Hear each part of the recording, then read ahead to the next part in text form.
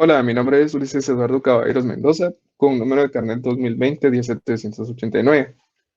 Hoy les voy a hablar sobre el sistema neurológico y su exploración física.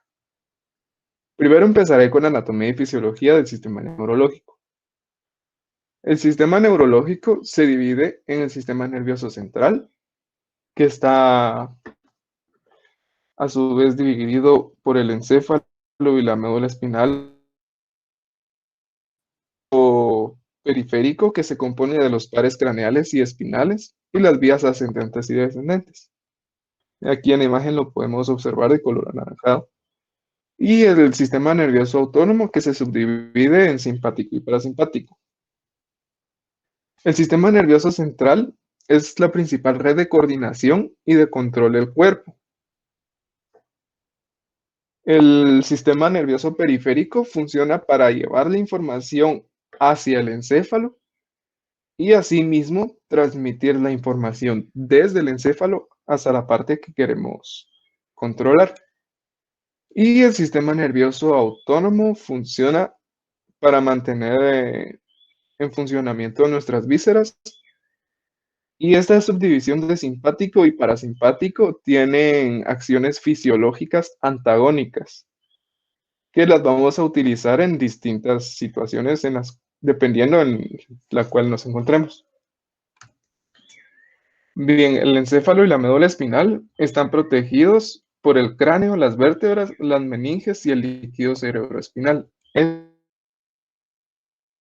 Para poder evitar golpe a las estructuras del sistema neurológico.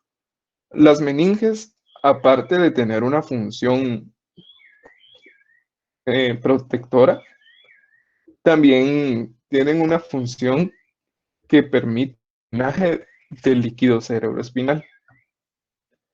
Bien, ahora pasaremos a hablar del encéfalo.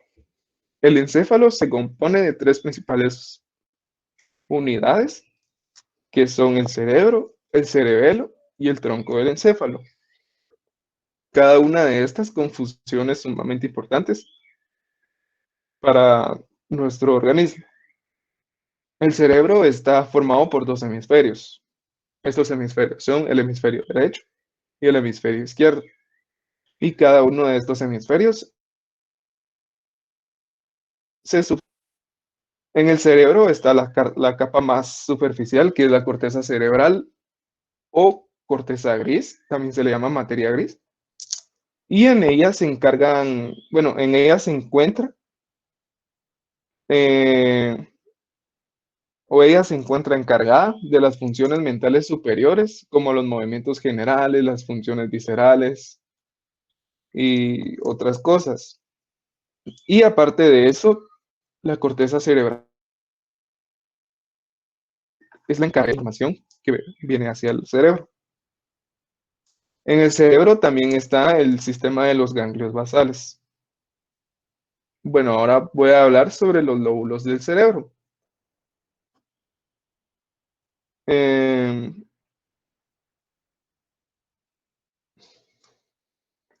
el cerebro se subdivide en cuatro lóbulos.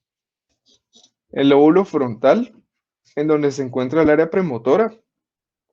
Aquí también se encuentra el área motora primaria, también las funciones intelectuales superiores y se encuentra el área motora del habla.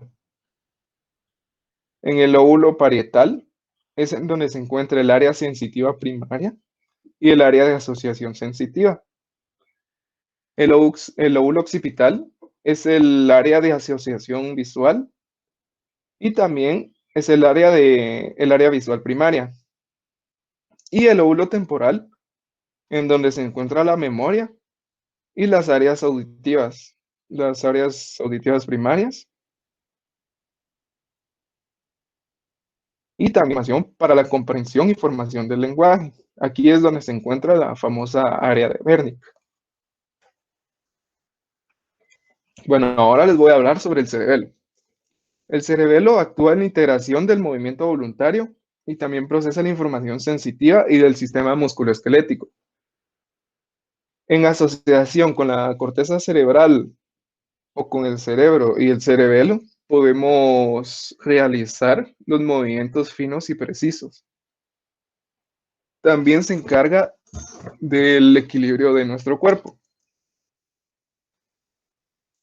Ahora les voy a hablar sobre el tronco del encéfalo. El tronco del encéfalo es la vía de comunicación entre el cerebro y la médula espinal. También controla funciones involuntarias. Sus estructuras son el bulbo raquídeo, la protuberancia, el mesencéfalo y el diencéfalo. Desde aquí se originan los 12 pares craneales, que tienen funciones sensitivas, motoras, y 4 de ellos tienen funciones parasimpáticas, que ahora les voy a hablar un poco más de cada una de estas partes. Desde la actividad respiratoria, circulatoria y vasomotora. También aloja el centro respiratorio. Aquí también se integran los reflejos de la deglución, de la tos, el vómito, el estornudo y el hipo. Y desde aquí se originan los pares craneales del 9 al 12. En la protuberancia se encuentran los reflejos de acción pupilar y movimiento ocular. También regula la respiración, aloja una porción del centro respiratorio y controla la acción muscular voluntaria con la vía del tracto córtico-espinal. Desde la protuberancia se originan los pares craneales del 5 al 8. El mesencéfalo es el centro reflejo para el movimiento ocular y cefálico. Es una vía de relevo auditivo y también por parte del espinal. Desde el mesencéfalo se originan los pares craneales del 3 al 4. El diencéfalo transmite impulsos entre el cerebro y el cerebelo, la protuberancia y el bulbo. Conduce todos los impulsos sensitivos hasta y desde el cerebro. También integra los impulsos entre la corteza motora y el cerebro, por lo que va a influir en movimientos y en las respuestas motoras. Aquí en el tronco del encéfalo también se encuentra el epitálamo, que es en donde se aloja el pineal. Tiene relación con el desarrollo y con la conducta sexual. También se encuentra el hipotálamo, que es el principal centro de procesamiento de los estímulos internos para el sistema nervioso autónomo. O sea que mantiene el control de la temperatura, el metabolismo, la osmolaridad de los líquidos, la conducta alimentaria y la actividad neuroendocrina. Esto se debe a varios barómetros o baroreceptores que existen en el hipotálamo. Y por último, en el tronco del encéfalo tenemos a la glándula hipofisiaria, que esta, como bien vimos en fisiología, controla hormonalmente el crecimiento, la lactancia, la vasoconstricción y bastante influyente en el metabolismo. Y también les había mencionado que de aquí se originan los 12 pares craneales. Solo les damos el número de par craneal y su función. Bueno, pues el primer par craneal es el olfatorio y su función es sensitiva. Recibe e interpreta el olfato. El segundo par craneal es el óptico. También es sensitivo. Este ayuda a la agudeza visual y al campo visual. El tercer par craneal es el oculomotor. Este tiene una función motora y parasimpática. En su función motora, eleva los párpados y también está encargado de la mayoría de los movimientos extraoculares. Y su función parasimpática es la constricción pupilar y el cambio de forma del cristal, también llamado troclear. Este tiene una función motora y su función es el movimiento del ojo hacia abajo y hacia adentro. El quinto par craneal es el trigémino. Este tiene función motora y sensitiva. En su función motora se encarga de abrir y cerrar la mandíbula para la mordida y la masticación. Y para su función sensitiva, tiene relación con la sensibilidad de la córnea, del iris, glándulas conjuntiva, de los párpados, de la frente, de la nariz, de las mucosas nasales y orales, de los dientes, de la lengua, y del oído y de la piel facial. El sexto par es el abducens. Este tiene una función motora, la cual es el movimiento ocular lateral. El séptimo par es el facial, que tiene una función motora, sensitiva y parasimpática. Su función parasimpática es la secreción de saliva y de lágrimas. Su función sensitiva es el gusto en los 2/3 anteriores de la lengua y la sensibilidad. Su función motora es el movimiento de los músculos de la expresión labial del habla. El octavo par craneal es el acústico, que tiene una función sensitiva para la audición y el equilibrio. El noveno par craneal es el glosofaringeo. Este tiene una función motora, sensitiva, parasimpática y motora. Para su función motora, este controla los músculos voluntarios de la fonación y de la deglución.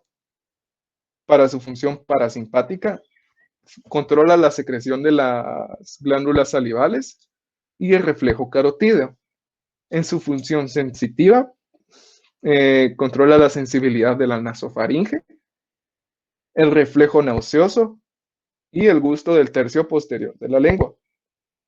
Y para su función, bueno, eso ya lo había mencionado. El décimo nervio o craneal es el nervio vago, que tiene una función sensitiva y parasimpática. Para su función sensitiva, aporta la sensibilidad detrás de la oreja y también la parte del conducto auditivo externo. Su función parasimpática es sobre la secreción de las enzimas digestivas. También controla parte del reflejo carotídeo. También tiene una acción involuntaria en el corazón, de los pulmones y a la parte digestiva. El onceavo par craneal es el nervio espinal o nervio espinal accesorio, que tiene una función motora, la cual es el giro de la cabeza, encoger los hombros y algunas acciones para la fonación.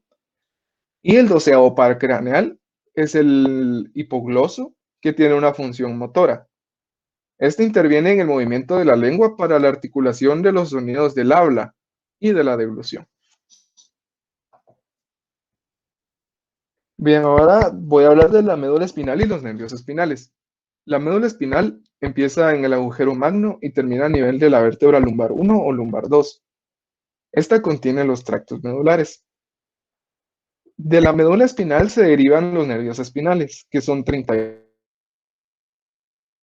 pares de nervios espinales, se originan casi que uno en cada vértebra y dividen al cuerpo en segmentos sensibles llamados dermatomas. Y estos nervios espinales son los que llevan la información al cerebro de ese segmento específico que está siendo estimulado en el cuerpo. En niños y lactantes, el desarrollo encefálico se produce, la mayor parte o la parte más importante del desarrollo encefálico se produce en el primer año de vida, junto con la mielinización del sistema nervioso central y el sistema nervioso periférico. La maduración motora va en dirección cefalocaudal. ¿Qué quiere decir esto? Que primero se van a empezar a desarrollar los órganos que están más arriba en la cabeza y posteriormente va a ir desarrollándose hacia abajo hasta terminar en la médula.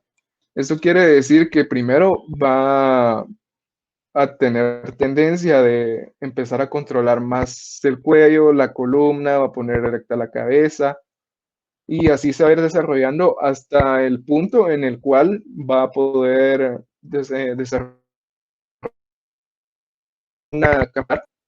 sus extremidades, que serían las piernas y los brazos. También es importante saber de que cualquier anomalía que llegue a afectar el desarrollo encefálico puede tener graves consecuencias sobre la función encefálica final. Y también otra cosa que es importante es de que un recién nacido, cuando hay un recién nacido, sus primeros impulsos neurológicos son manejados por el tronco del encéfalo. Bueno, y ahora unos datos que pueden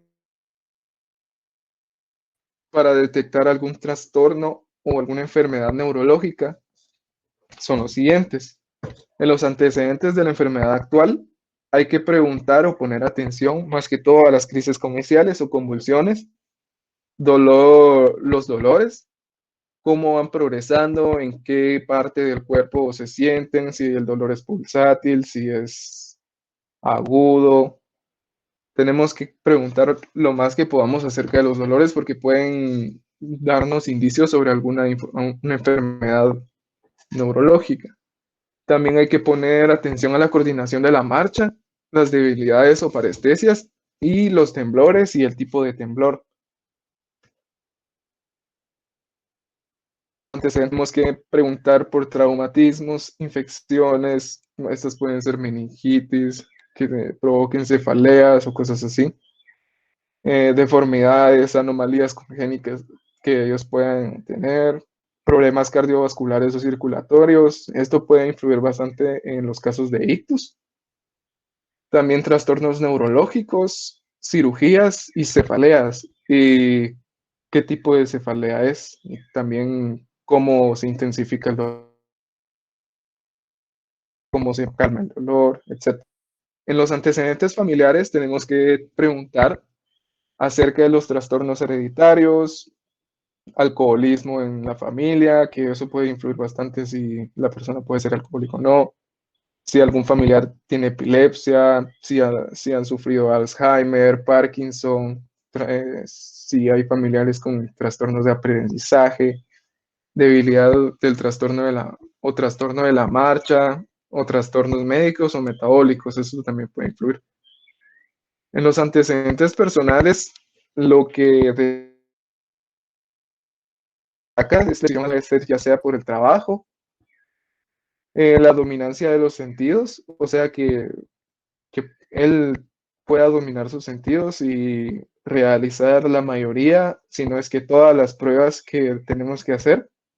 También hay que poner bastante atención en el autocuidado, preguntarle acerca de sus patrones de sueño, sus patrones de alimentación y el consumo de alcohol y de drogas.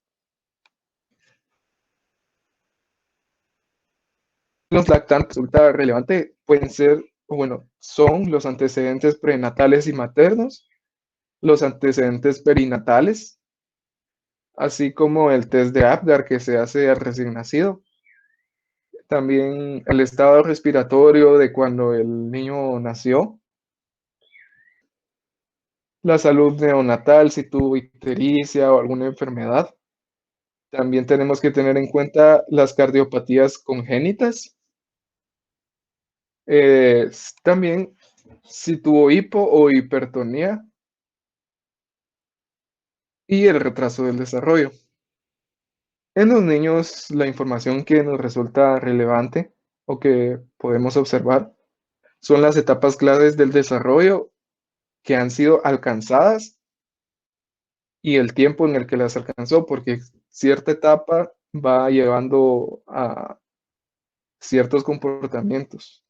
O sea, que a los cuantos meses ya tiene que tener erecta la cabeza, ya puede poder vocalizar, ya tiene que poder masticar, y llega la edad en donde pueden caminar. También el autocuidado tiene mucho que ver, la conducta, si es hiperactiva o impulsiva, y si ha tenido o tiene problemas de salud. Bueno, y ahora pasaré a la exploración física.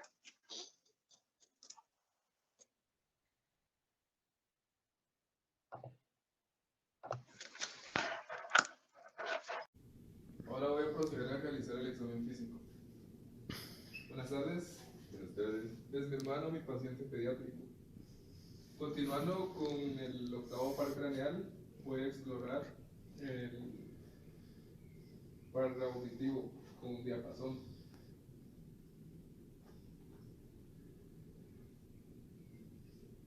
Voy a proceder a evaluar la audición. Me dices si escuchas. Sí. Bueno, entonces está bien. Ahora voy a proceder a realizar la exploración del noveno y el décimo, que es el glosofaringeo bilbao, y lo vamos a ver a través del reflejo nauseoso del paciente.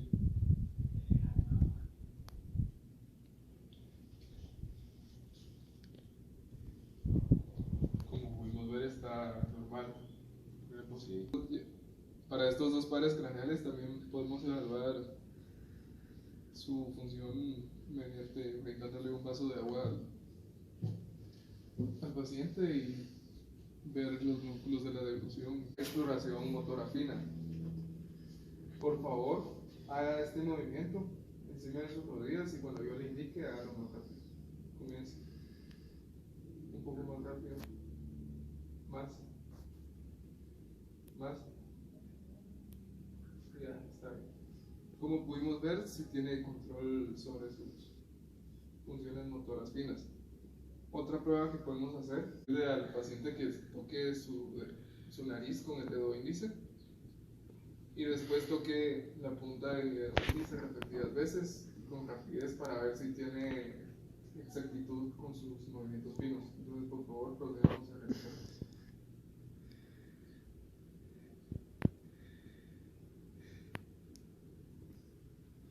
Como pudimos ver, está bien. Para el siguiente examen físico voy a pedirle al paciente que por favor pase su talón encima de la espinilla hasta llegar a la rodilla. Ahora para abajo. Y ahora repita con el otro pie, por favor.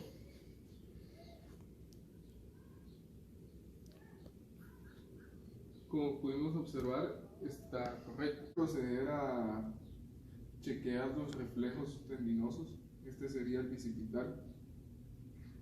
Ponemos el dedo encima del tendón.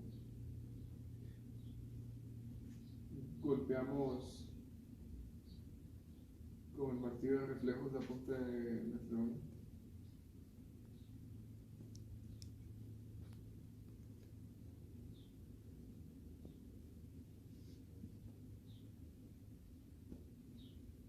Como vimos, el reflejo está bien. Voy a proceder con el tendón brachioradial que se encuentra aquí. Bueno, ahora procedemos con el tricipital. Para eso le pedimos al paciente que ponga el brazo así, déjalo caer.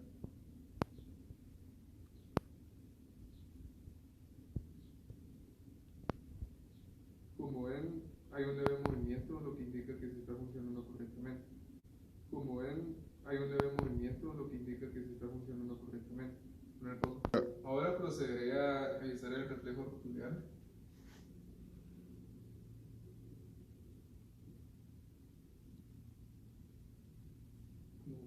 Relaja la pierna. Como pudimos observar, está bien. Y por último voy a proceder a realizar el reflejo del talón, un reflejo lateral, que consiste en pegarle al paciente aquí. Y como podemos ver, si está correcto. Y aquí finalizaría mi video. Gracias.